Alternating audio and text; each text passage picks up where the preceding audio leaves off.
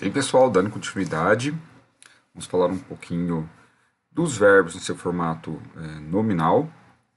Lembrando que nós temos infinitivo impessoal e pessoal, terminado pelas cujas terminações são em R, né?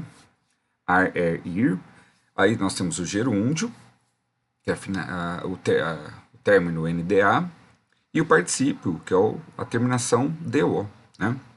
E aí nós temos as categorias, né, de pessoas, primeira, segunda, terceira pessoa, singular e plural, né? E aí, pessoal, algumas desinências que vão indicar algumas coisas sobre o verbo. Vamos lá. Se vocês olharem aqui, no aguardo, esse o que está falando para a gente? Ele está dizendo que esse verbo ele está sendo conjugado em primeira pessoa, tá? Vamos começar por essa leitura. Quando nós vemos a terminação mos, o que nós sabemos? Que ele está, então, indicando, ele me indica que a pessoa é a primeira do plural, né? Nós, no primeiro eu, e a primeira do singular eu, a primeira do plural nós.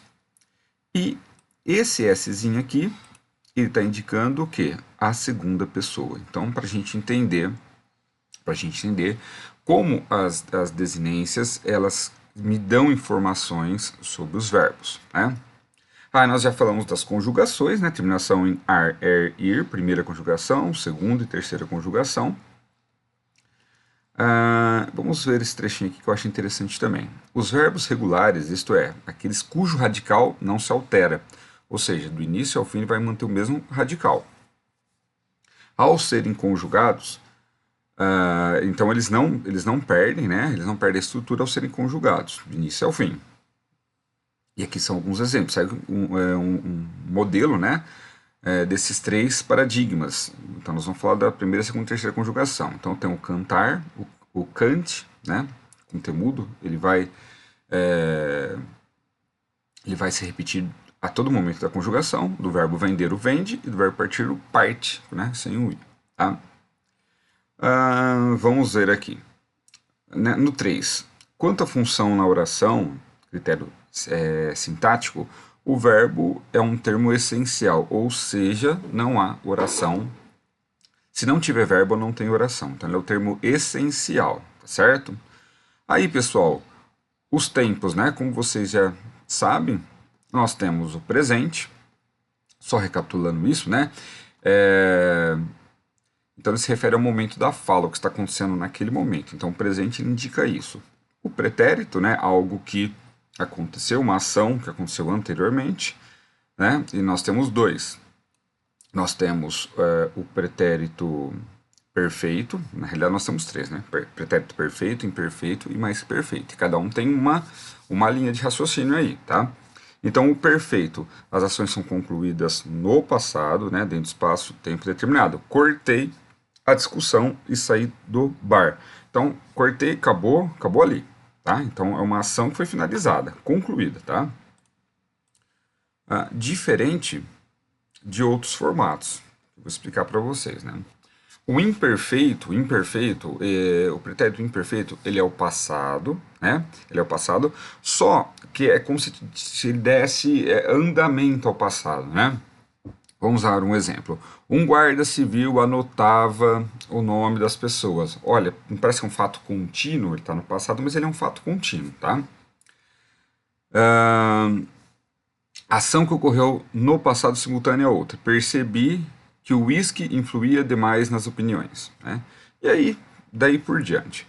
O mais que perfeito, que ele é um exemplo legal, o mais que perfeito, ele é muito interessante, tá? Porque ele denota uma ação passada anterior a outra. Então vamos lá. Não é loucura isso não. O mais que perfeito denota uma ação passada anterior a outra que também ocorreu no passado. Olha que loucura. Mas esse exemplo aqui está muito perfeito, esse exemplo da apostila. Quando desci para o saguão, a polícia ainda não chegara. Ou seja, quando eu desci, foi lá no passado, eu estou falando, olha, quando eu desci para o saguão, quando eu desci do prédio, quando quando eu desci as escadas, a polícia não chegara. Ou seja, eu estou falando do acontecimento no passado, mas que ainda tinham fatos que não tinham acontecido naquele tempo passado que eu estou falando, tá? Então eu estou narrando algo que já aconteceu, mas que naquele momento que ele estava acontecendo, ainda não tinha havido um desfecho ali, vamos dizer assim, né? Não tinha acontecido outra ação. Então costumam falar que é um passado do passado, né?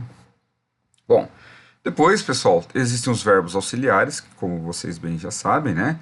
São aqueles verbos que aparecem juntos, eu sempre tenho um auxiliar, eu vou ter um verbo auxiliar, eu vou ter um verbo sendo conjugado. Aí depois o futuro, né, como vocês já sabem, o futuro ele pode ser tem dois formatos de futuro aí, tem o do presente e o pretérito, né? Então o futuro dá essa ideia, né, de uma ação posterior ao momento da fala, mas ele tem dois formatos, né? Ele tem o futuro do presente, denota que a relação, aquilo que está acontecendo em relação ao presente ainda acontecerá, né? Então, é um fato que ele acontecerá posteriormente àquele momento da fala. Tá? Aí depois nós temos o futuro do pretérito. Futuro do pretérito. Então, uma ação futura em relação a uma ação situada no passado. Como que isso fica? Vamos ao exemplo. Dibinho tinha, olha só, ele tinha certeza de que jamais demonstraria sua inocência. Né? Então, olha só. Então, por isso que a gente fala, o futuro do pretérito denota uma ação futura em relação ao quê? A uma situação situada no passado. Né? Mas quando a gente fala situação situada no passado, a gente está falando de um passado muito distante, não é uma coisa, não é que nem o pretérito mais que perfeito, né? É só uma ação passada. A passada pode ser acontecida a instantes, a pouco instante, né? Aí, depois, outros exemplos aqui. Então, o futuro pretérito indica também ainda uma hipótese ou dúvida, né, em relação ao fato que se fala. Seria penoso conciliar sono naquela situação. Bom, bem, pessoal, então as explicações foram feitas. Agora vocês vão fazer as atividades. As atividades, nós temos bastantes atividades, nós temos 12. Então, hoje vocês vão fazer as atividades da 1 até a 6, já vou passar as páginas. E a tarefa vocês vão fazer a 1 e a 2, tá? A tarefa está na página 26, tá bom, pessoal? Mas eu vou passar lá no Classroom para vocês. Um grande abraço a todos.